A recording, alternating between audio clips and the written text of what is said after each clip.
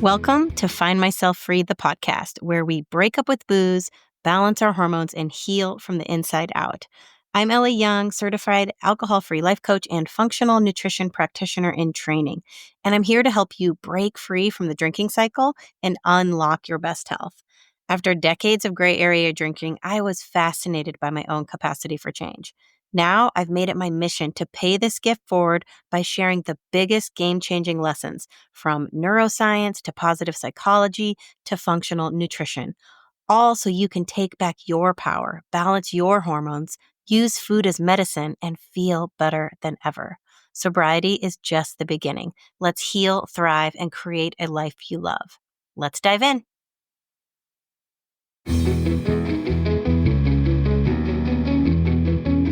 Hey, everybody, and welcome back to Find Myself Free. Today, I'm coming with you with a sad story. And so, full trigger warning if you don't want to hear about some teenagers dying, then don't listen to this episode. But it is heavy and it is hard to hear. So I just wanted to give you that out if that's not the space you're in today. Come back another time because the message is still really important. And I feel compelled to share it with you today because um, it's been on my mind and it's been weighing on me heavily. So this year, our community lost 2 senior boys, both to alcohol-related deaths. The first was in January, and he and a group of friends were rear-ended while they were pulling into a Taco Bell late at night on the main drive in our city. It's a busy road, and they were going out, and it was on a school night, and I wanna say it was, like, 1 o'clock in the morning, so I honestly don't know what was going on there, but they were seniors, and so, um, who knows, what they were doing, but they were going to Taco Bell, and they got rear-ended by a drunk driver, and the car flipped, and he was killed. Um, the other 2 boys were in critical condition, but they did survive. Now, this was a tragedy, it was devastating, but it still felt like a fluke. It felt like, 1 in a million, this would never happen again, especially in our town. It was something that you're just like, "Oh my gosh," like, how could this possibly happen? Um, but now, 5 months later, another boy was killed, and this one just cracked me wide open. It felt like the tipping point, for me, and I I don't wanna stay quiet about how the drinking culture has played a part in this. It's not just drunk driving, and so this boy was killed walking home from a party after midnight, walking.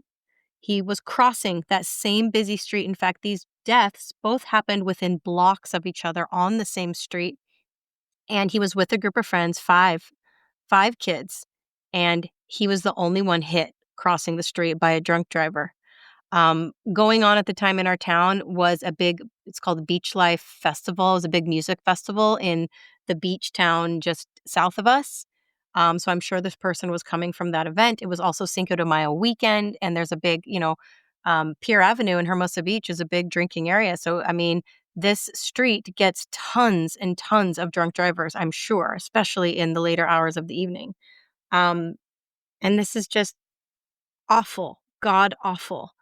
Um, and the text chain started going around with all the different mom groups, and everybody's devastated and everybody's upset. And um, most people know what I do in this community, but I don't participate. I don't try to be this. I don't try to be an alcohol-free life coach out in my community, in my social worlds, right? I do this on Instagram. I do this on my podcast. I try to keep that on one side of my life, and then, because again, people are just really uncomfortable. People are uncomfortable with me holding up a mirror to their own drinking habits, even though that's not my intention. It is what it is. Like, I believe that most women could benefit from reevaluating their relationship with alcohol, but I hate putting people in an uncomfortable position. So for a really long time, I have just really stayed quiet even when issues like this come up. Um, I don't I don't try to have an opinion because I'm afraid of, making people uncomfortable and making people not want to hang out with me or not want to hang out with my family or um and also I don't want to be misunderstood, and I feel like so much of what I do is challenging things that are so core to their nature and their culture and their way of being. And I don't blame them because I was the same way not too long ago. Just 4 years ago, I was in the same boat. And a lot of people assume that because I don't drink, that I had a problem, a quote unquote problem, that I was broken, and that it's really sad now that I can't drink and that I'm missing out. And I often wanna, like, scream at them. I want to be understood, like, that, "No, I chose this." Yeah, my relationship with alcohol was not healthy, but I very likely could have just continued on, without anyone blinking an eye doing what I was doing in this gray area drinking space. Um, and so I often feel compelled to want to explain myself and explain my point of view, and I just don't because it takes too much time and there's too much uh, honestly, naivete about it, and there's, a lot really big lack of understanding, but until now, I couldn't stay quiet on some of these text chains, um, because I feel like this impact that I wanna have in the world, this impact I'm having to essentially strangers on the internet, right? And then eventually my clients, and we become close, and that's, a different story, but, like, that's and then I haven't tried to have any impact in my own community, right? Of course, I have impact in my own household, and the way I talk to my kids, the way we use this tragedy to open up deeper conversations, and that's what I was suggesting to, these group checks I was on, was that the only way these awful, tragic things make sense is if you can use it to affect positive change. And if you just say, "Oh, shame on this woman who was drunk driving," you know, and you just blame her and you don't blame the alcohol culture, then we're missing a huge, huge opportunity to influence the way these kids view alcohol moving forward. I mean, when I heard about the second boy, I literally couldn't stop crying, and then I got angry because this isn't just about the drunk driving, it's about the culture that gives alcohol a pass, that teaches teenagers and adults that drinking is normal, even necessary for their fun. I mean, these kids were in their senior year. It's spring. They're going to graduate in just a few weeks. And of course, all the parents are like, "Yeah, let them party this weekend." I keep hearing of friends who are saying the adults are drinking with the kids, right? And honestly, that's how I grew up. Like, I grew up with my parents in a permissive household. It wasn't often, we weren't doing it often, but they thought the best way to groom me as a responsible drinker was to allow me to drink in the house, to turn our keys over, to say people had to spend the night. They said, "Call your parents and get permission." Ugh, and right now, I judge that so harshly, but again, it's because they don't know any better. They think they're being responsible. And what's incredibly ironic and sad is today I was walking on the Strand with some of my girlfriends, and we walked by the boys' memorial on the beach. They had a beautiful spot for him with pictures and flowers and all sorts of stuff, and, it was heartbreaking to walk by, heartbreaking. Um, and yet there was also a collection of red Solo cups, party cups, right, that people drink with at high school parties, a whole bunch of them, just, like, set up at his memorial. And I was like, "Does anyone not see the the irony here?" I know the kids did it and they're dumb and they don't understand, like, this is how they're celebrating their friend, this is how they're honoring him, is to, like, have these red Solo cups down here where it's like, he was killed by a drunk driver, walking home drunk from a party, and to be honest, I don't know how drunk the woman was. We don't know her blood alcohol level. I don't know how drunk these kids were, but I do know they were coming home from a party, and it's their senior year, and I'm assuming, and everyone is assuming, that they were drinking. They didn't use a crosswalk. She didn't run a red light. She was driving, and they were jaywalking, and she hit one of them. And these kids will be forever traumatized. This community will be forever traumatized by this. And it's not about telling kids not to drink and drive. It's about telling them the truth about alcohol itself. These weren't drunk driving accidents. These were alcohol-related deaths, period. The boys who were walking home drunk, they were part of a culture that trains them to think it's cool. They're gonna grow into adults who think driving buzzed is normal. I wonder how many adults in this community were driving buzzed this weekend. I can't imagine that anybody in this town who drinks can say they haven't driven drunk. I just don't believe it. I drove drunk. I know it.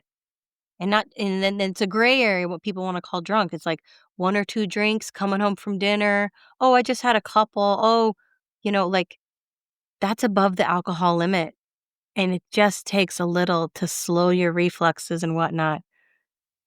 Ugh, it's devastating.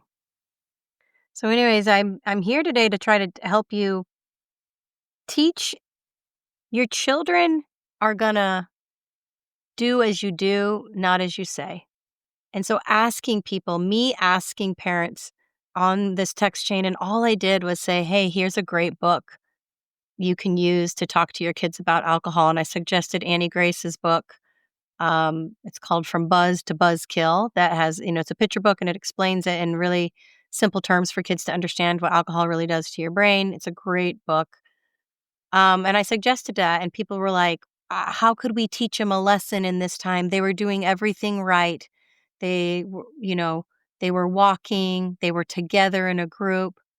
And I'm like, no one would ask, like, but they were drinking, because you don't want to blame the kids in this awful situation, right? They were doing what kids do. But then you very well can't blame the adult either, who was doing what adults do, which is drive after having a few drinks on a weekend coming home. Um, it's awful. It's terrible. And so here it is. Most parents stop at be responsible. Call me if you need a ride. Don't drink and drive, right? But kids need more than that. They need to understand what alcohol does to the brain, how it hijacks impulse control, how it lowers inhibitions. Your inhibitions are exactly what they want to lower, right? They want to come out of their shell. They want to feel confident. But those inhibitions were designed to keep you safe. The reason you're wary, the reason you're not jumping into these things is because there's an element of danger, right? It lowers your decision-making ability. It gives you the illusion of control. I think this is one of the biggest ones that kids have a hard time understanding, is that slowly over time, you think you're under control, and that control goes away, and you don't understand it while it's happening, and you kinda need to fuck up a bunch before you get like, "Oh, how did that happen?" Nobody ever goes into this thinking, "I really wanna vomit tonight. I hope I drink enough until I vomit. I hope I drink enough until I say some mean things to people, or I make a bad decision and I get in a car, or I jump off a roof, or I do something incredibly stupid." Nobody starts out like that. They think, I know what I'm doing. I'm a grown up. I can control this." I know I did. I did everything right as a kid. I excelled in sports. I was a straight A student. I was homecoming queen. I was class president. And the opportunities I got to drink, I drank. It was me allowing myself to have this wild child moment. And it was, it's fascinating to me now as an adult that I could exercise so much discipline, so much effort, and stick to itiveness in all these other areas of my life, but I couldn't control alcohol. You know, alcohol is really interesting because it's something that only makes you wanna have more, right? If it was really fixing your ills, curing your ills, like, you would want less of it over time. You're like, "Okay, I've had enough." The thing that's fixing me is like, "Okay, I've had enough and I'm done. It fixed me and now I'm moving on." You don't keep taking antibiotics after you've cured the disease, right? Alcohol is one of those things where it only makes you want to have more. You want to have more and more and more and more. Ugh. Every drunk driver started as somebody who thought they could handle it. So, here are some things that I am giving credit to Annie Grace from because I was looking online. I know she has this amazing YouTube series that's What I Wish I Knew Before My First Drink. And it was her letter to her kids. These are videos to her own kids about how to talk to your kids about alcohol. And they're great. And I'm just going to touch on them here, but it's something that you can go and play for your kids, have these conversations, try to find an opportunity to do this because if we don't take tragedies like this and try to create something out of it versus just like, "Oh my god, that's like lightning striking, that'll never happen again," we're missing that opportunity to shape this, to just plant some sort of seed of change that'll somehow influence things just slightly different way, that will somehow normalize not drinking, normalizing sobriety, and just allow them another path that they don't have to do this. So there are 4 ideas from Annie Grace's YouTube series that every teen and every parent should hear. So the first video is she calls it like bison and raspberries, and it's essentially helping your teen understand how dopamine works in the brain. So that alcohol delivers this really out of balance state in the form of a dopamine spike. All these other things that we enjoy in life, like chocolate, exercise, really good food, a back rub, snuggling, cuddling, those things deliver like these little tiny kind of incremental spikes in dopamine. Alcohol just like jumps way up there. It's like this huge spike. And with that, the brain remembers it, okay?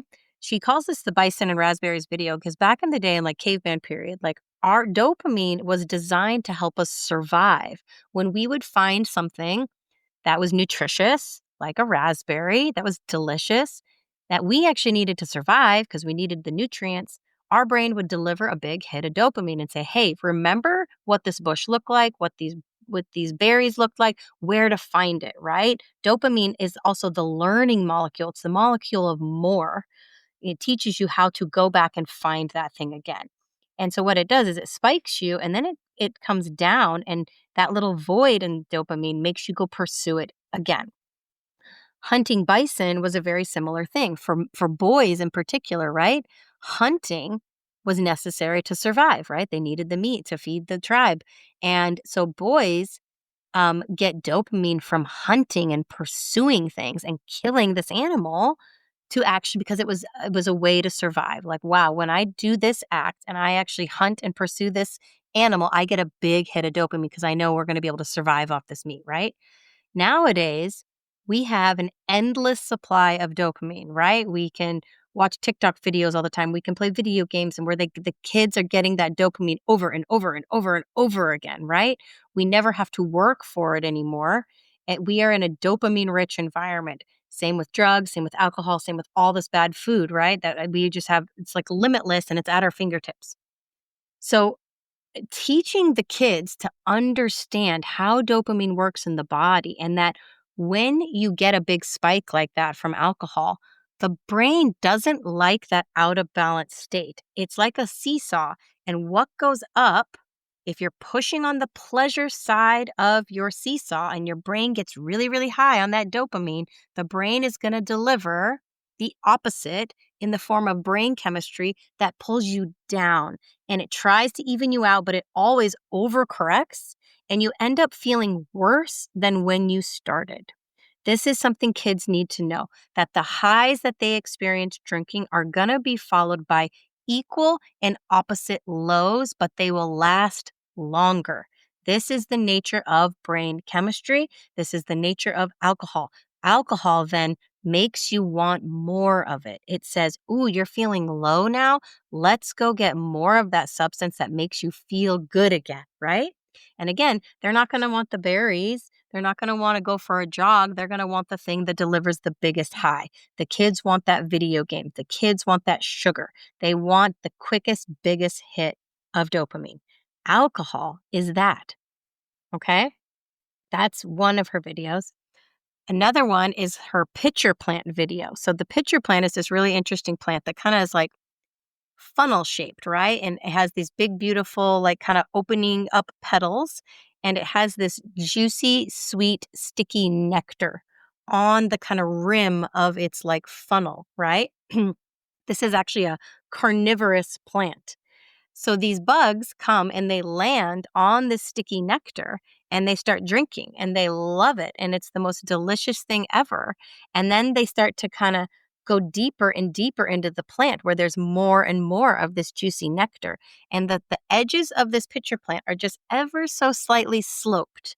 So the bugs don't realize as they're sliding slowly, slowly down into the kind of belly of this plant. And in the belly of this kind of funnel, like bell-shaped plant, is a an acid that actually dissolves and eats the bug.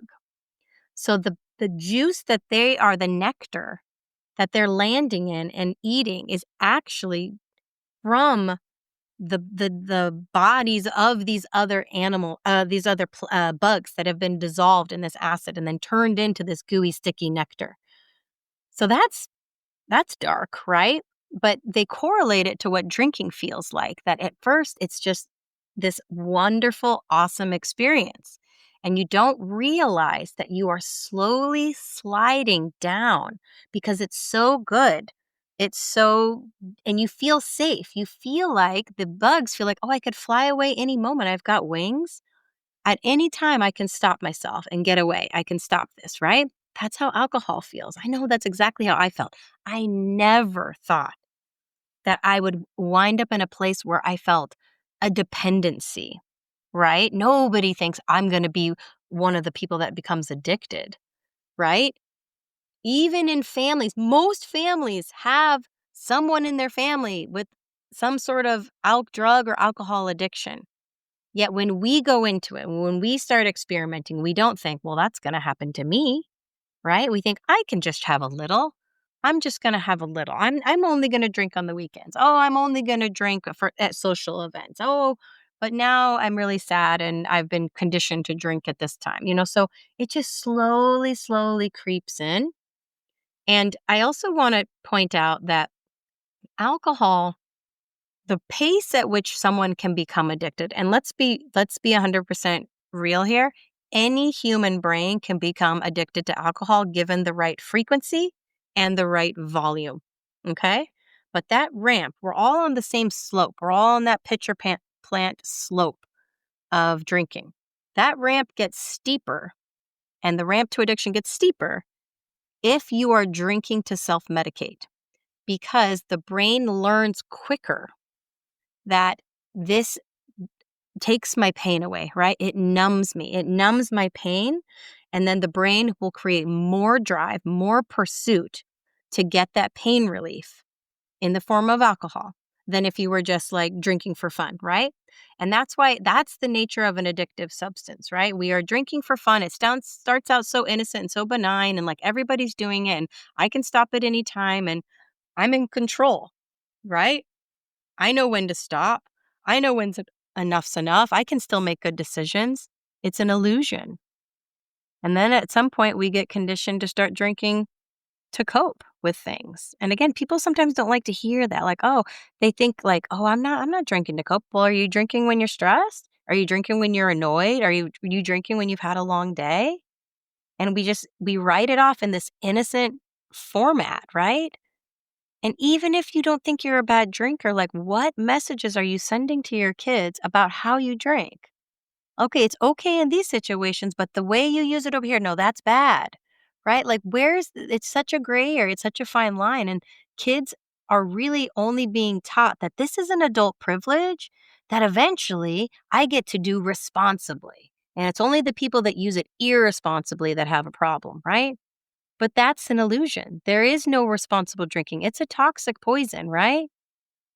And you're like, oh, is responsible drinking meaning you don't hurt anybody?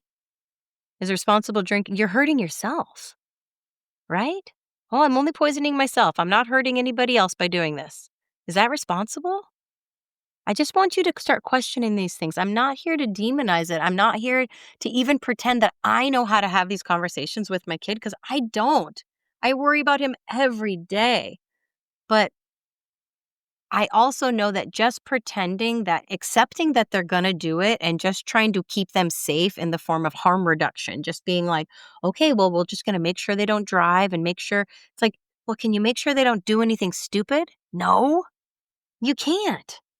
Can you make sure they stop at one drink? No, absolutely not. Can you educate them about what it's doing to their brain so they can go into it with eyes wide open and they can have like a more fair and balanced approach to this so that they don't only think that alcohol is this incredible thing that they look at like in our town, we live in a very well-off town.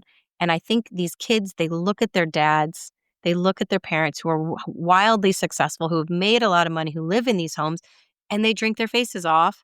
And they think, well, that, like, look at them. They're super successful. They've been drinking. They day drink at the beach all the time.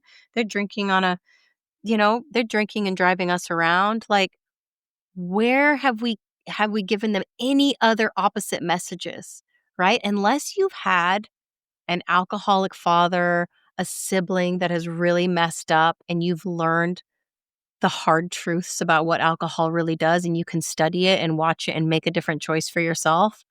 I mean, you see those kids, right? We're like, well, my dad was an alcoholic, so I don't drink, right?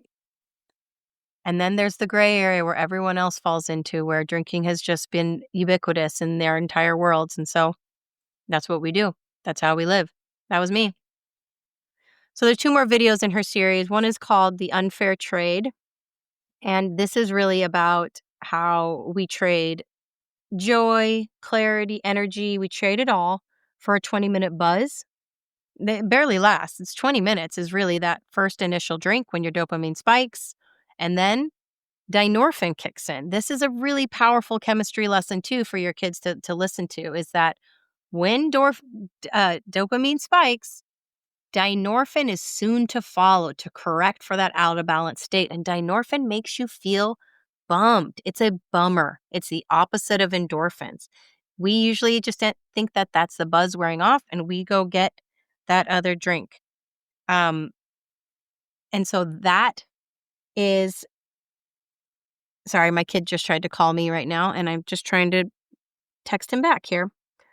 But we go get that other drink because we're chasing that next dopamine high. But our brain gets really smart. It's really adaptive and it doesn't release as much the second time.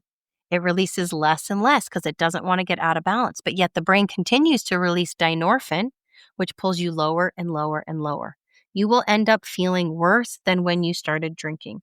Kids need to understand this. There is an unfair trade. You are trading 20 minutes of a high for hours of a low or days. It affects your brain chemistry much later, much longer, for days on end, right? And kids, they bounce back fast and they don't correlate these differences, but just doing a little science, explaining this to them so that they don't just associate all the wild, crazy joy and fun of drinking and then they don't make the connection to be like, and then tomorrow you're going to feel pretty low. Not even just hungover, you're going to feel mentally low. You're going to have a little more anxiousness. You're going to have a little more depression. You're going to kind of like feel a little uncomfortable in your own skin and you're going to want it again. You're going to start to think that like the only fun you can have is doing this stuff because you don't have any other examples of anybody doing anything else. I think the biggest challenge for these kids and in this community and all kids in communities is that they don't have enough examples of cool, sober living. Right? I mean, there's so many amazing like athletes out there and fitness people, but they kind of come to this realization later in life that like, well, there's so many amazing things I want to do and alcohol just gets in the way of them. How do you communicate that to a kid who hasn't lived that, who wants to fit in, who thinks they're really truly missing out on these social worlds if they're not participating in the drinking culture? Right? I wish we could tip the scales. I wish we could just create a movement and energy of like a handful of cool kids who are just like, yeah, I don't want to do that. I want to live my life. I want to do all these other exciting things. And I don't need this substance, right? I wish a tragedy like this would spark that in somebody, but everybody doesn't want to say anything. I didn't even do this podcast live today on Instagram because I was too afraid that somebody might share it in my community, like with the family, and act like I was blaming these kids, which I'm not. I'm blaming the culture. I'm asking people to take a look, to hold up a mirror, to ask themselves, what messages are you communicating about alcohol in your own life? And just start to question it. Okay, we have to counter the subliminal, subconscious messaging that they're getting constantly around alcohol being safe, around it being like, hey, it's just the coolest thing ever as long as you're responsible, quote unquote responsible. You have nothing to worry about. In fact, it's the best part of life. It's how you really live. It's how, like, ugh, it just kills me that there are red Solo cups at his memorial on the beach. What is that saying? Ugh. So I'm not here to shame anyone. I just think we deserve to be honest with ourselves, honest with our kids. And I believe we can normalize not drinking, that we can offer an alternative model. That sobriety doesn't have to mean deprivation. It can mean freedom. It can mean fun. It can mean joy. I don't know how to protect every kid. I don't even pretend to know how to protect my own kid. I can't stop tragedies like this from happening. But I also know that silence and pretending that alcohol isn't to blame, or pretending it's only to blame on one side, it's to blame on the drunk driver side, but it's not to blame on the permissiveness of letting these 18-year-old kids party and walk home late at night, Like, it's okay there. Kids will be kids, but it's not okay for this adult who might have what if this was the first time ever she drove drunk? What if she was getting home to her kid? What if she was, had one drink and had to work the next day and had decided to call it a night early? It wasn't even that late. It was just after midnight. There's so many what ifs, and we want to judge it so harshly, but we have to take a step back and judge the bigger picture and judge the conversations we're having about alcohol, the cultural, the narrative. Pretending alcohol is neutral and that kids will be kids, that doesn't help. Let's have these tough conversations. Let's challenge what's considered normal. And let's make space for our kids to see both sides. At least then, when they go in, they make these choices, they'll understand, okay, I understand a little bit about what this might be doing to me. And sure, they're going to have to learn. Sure, they're going to have some bad experiences, some hangovers, some bad decisions, perhaps even hurting people, bad choices, right? And I'm sure that's all going to be clouded with all the fun and wild times, and they think it's all great. But just planting some seeds of going, hey, how did you feel the next day? Did you remember everything? Was that a real, authentic connection? This idea of bonding, is it real? We think this heightened dopamine state is what brings us all this joy, and it's fake. It's not real. It's a toxicity in your brain. It dials down your brain functions. That's the truth of it. And kids need to know the truth. I have told them, my kids, yeah, it's going to feel good. There's a reason people drink. There's a reason why they can't stop drinking. There's a reason why they drink it till they're sick. It's kind of like candy. I try and correlate it to candy to them. I say, listen, when you start eating candy and then you're like, I want another one, I want another one, another one. And you often eat until you feel sick, right? Sometimes you're like, oh, I overate. I ate too much. Or sometimes you play video games until you're brain dead, right? And you're like, was that your intention? Did you mean to eat candy until you were sick on Halloween? Did you mean to play that many hours of video games to the point where you're twitching and you can't think straight? No, nobody goes into it thinking that's what they're going to do. Alcohol's the same thing. They deserve to see it for what it is and then make the choice. And I'm sure they're still going to choose to experiment and do it. But showing them it's normal, that there's another way, there's another path.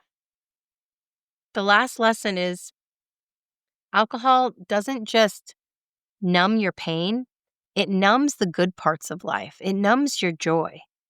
We think it enhances things, but it actually dials down your senses. It stops the flow of information. You take in less information in your brain. It's the thief of joy.